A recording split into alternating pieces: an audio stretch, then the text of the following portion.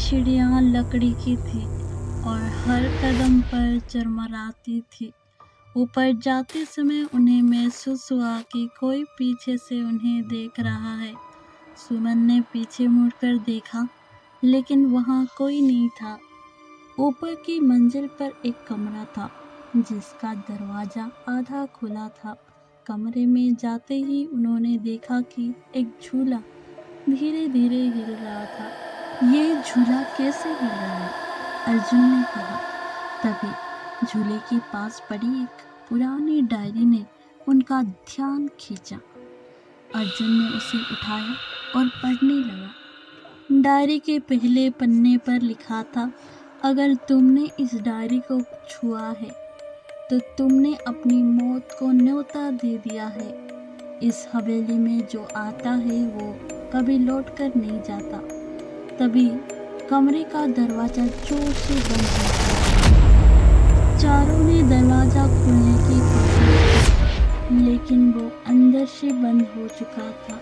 अचानक कमरे में तेज ठंडा हवा चलने लगी। झूला तेजी से हिलने लगा और दीवार पर टंगी पेंटिंग का चेहरा बदल गया। हमें यहाँ से निकलना होगा, सुमन ने चिल्लाई।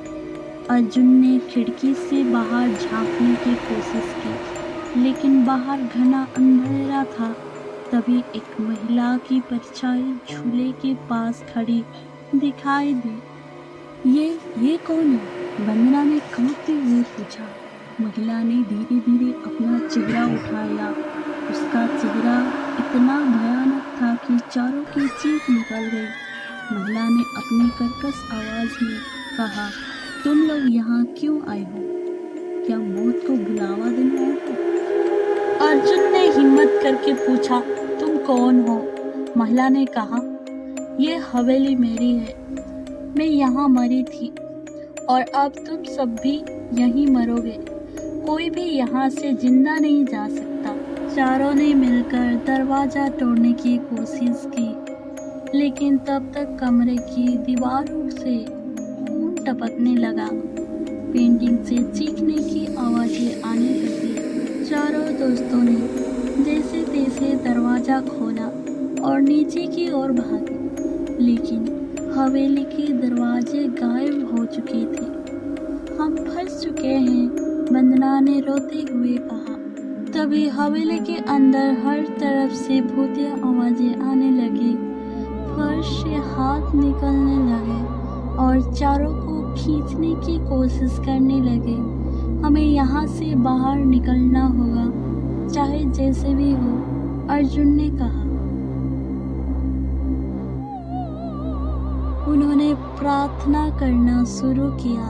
तभी एक तेज रोशनी हुई और हवेली कांपने लगी। सुबह होते ही गांव वाले ने हवेली के पास अर्जुन और उसके दोस्तों के कैमरे पाए, लेकिन चारों में से कोई भी नहीं मिला। गांव के लोग आज भी कहते हैं कि उन चारों दोस्तों की आत्माएं हवेली में कैद हो चुकी है और जो भी वहां जाता है वो कभी लौट कर नहीं आता।